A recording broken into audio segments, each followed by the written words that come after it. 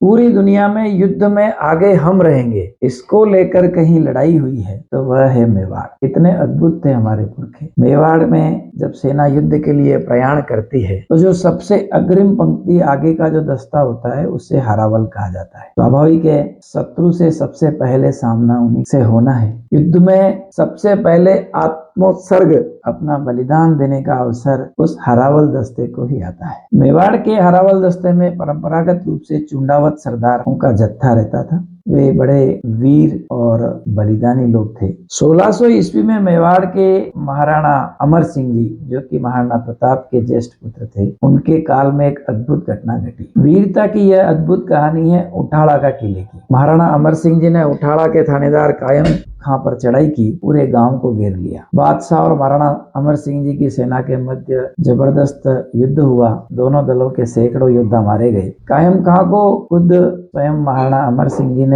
मार गिराया। शाही फौज भाग करके उठाड़ा के किले में घुस गई और भीतर से दरवाजा बंद कर दिया। महाराणा अमर सिंह जी के समय में ही यह एक विवाद चल रहा था कि हारावल दस्ते में चुंडावत रहे या शक्तावत। परंपरागत रूप से चुंडावत रहते आए थे, परंतु कालांतर में शक्तावत वीर भी पराक्रमी होकर उभर गए और उन्होंने यह मांग आरंभ कर दी कि हमें भी हारावल दस्ते में रहने का अवसर दिया जाए। महाराणा प्रताप के अनुज महाराज शक्ति सिंह जी के पुत्र बाण जी, अचलदास जी, बल्लू जी, दलपत जी, ये शकावत सरदार काफी पराक्रमी होकर के उभर आए थे। इन सब ने यह मांग महाराणा के सामने की कि अब हारावल दस्ते में हमें रहने का अवसर दिया जाए। इधर चुंडावतों का कहना था कि जब तक हम जीवित हैं हम ही आगे रहेंगे, हमारे सर काट दिए जाएं फिर किसी को भी आगे रहने का अवसर मिलेगा। हमारे सर हैं तब तक हम हारावल दस्ते में ही रहेंगे। अब विवाद हो गया। अद्भुत विवाद है कि देश और धर्म की रक्षा के लिए सबसे पहले सर किसका कटे, यह विवाद चल रहा है। ऐसे थे हमारे मेवाड़ के पूर्वज। महाराणा अमर सिंह जी के सामने बड़ी दुविधा हो गई। देश की रक्षा के लिए मरने वाली दोनों गोत्र आपस में लड़ मरे, यह भी स्वीकार नहीं, किंतु इस समस्या का समाधान भी करना है। इस उठाड़ा के युद्ध के समय उन्होंने इस समस्या का समाधान करने का एक अचूक उपाय समझ आया। महाराणा अमर सिंह जी ने यह निर्णय दिया कि उठाड़ा दुर्ग पर दोनों दल अलग अलग दिशा से आक्रमण करेंगे। जो दुर्ग में प्रथम घुसेगा वही आगे से हारावल दस्ते में रहेगा। महाराणा की इस निर्णय को दोनों दलों ने स्वीकार किया। अलग अलग दिशा से दोनों ने उठाड़ा के दुर्ग की ओर कूच किया। शक्तावत सेना के सरदार थे रावत बल्लू सिंह जी और चुंडावत सरदारों के जो प्रमुख थे वह जैत सिंह जी। दोनों ने अपने साथियों सहित किले की ओर प्रयाण किया। शक्तावत वीर बल्लू सिंह जी के नेतृत्व में दुर्ग के मुख्य द्वार के पास पहुंचकर उसे तोड़ने की कोशिश करने लगे, तो उधर चुंडावत वीरों ने समीप दुर्ग की दीवार पर सीढ़ियां और कंबंद डालकर उस पर चढ़ने की कोशिश आरंभ कर दी। गढ़ की दीवार से मुगल सिपाही पत्थर, गोलियां और तीर बरसा रहे थे। बड़ी मुश्किल थी, चारों ओर मौत का तांडव हो रहा था। इधर जब किले की दरवाजे को तोड़ने का प्रयास हुआ,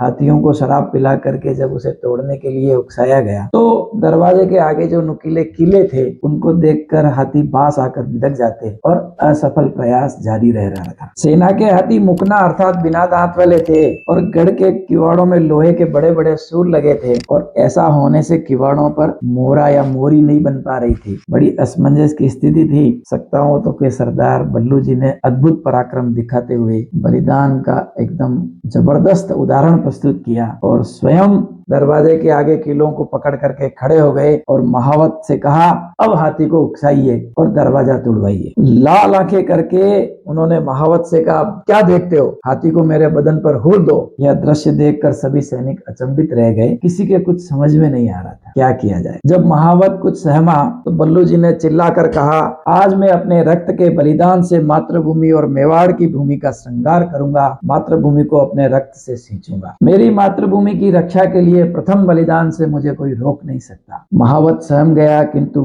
वीर बल्लू जी ने मृत्यु से भी भयानक क्रोधपूर्ण आदेश दिया और महावत को ललकार कर कहा कि हाथी को अब हमारे ऊपर हुर दो मतलब धक्का आगे की ओर प्रेषित करो। महावत को हिचकते देख बल्लू जी ने क्रोध से कहा, देखता नहीं चुंडावत दुर्ग पर चढ़े जा रहे हैं। मातृभूमि की रक्षा के लिए पहले बलिदान का हमारा जो हक है वह मारा जाएगा। बल्लू जी की क्रोध भरी वाणी को देखकर महावत उनकी आज्ञा का उल्लंघन नहीं कर सका। उसने हाथी के मस्तक में बलपूर्वक अंकुश मारा, जिसे लगते ही हाथी ने भयंकर चिंगाड़ कर जोर से बल्लू जी की छाती पर अपने सिर से मोहरा किया। दूसरी ओर सलूम्बर के जैत सिंह जी चुंडावत के नेतृत्व में उनका दल सीढ़ियां डाल करके किले पर चढ़ने का प्रयास कर रहा था। उन्हें जब यह समाचार मिला कि किले का दरवाजा टूटने वाला है और सक्तावत किले के अंदर प्रवेश करने वाले हैं, उन्होंने भी उससे भी अभूतपूर्व निर्णय लिया। सरदार जैत सिंह जी चुंडावत किले के कंगूरे तक पहुंच चुके थे, तभी उन्हें एक सीने में शत्रु पक्ष की गोली लगी। उधर उन्होंने जब देखा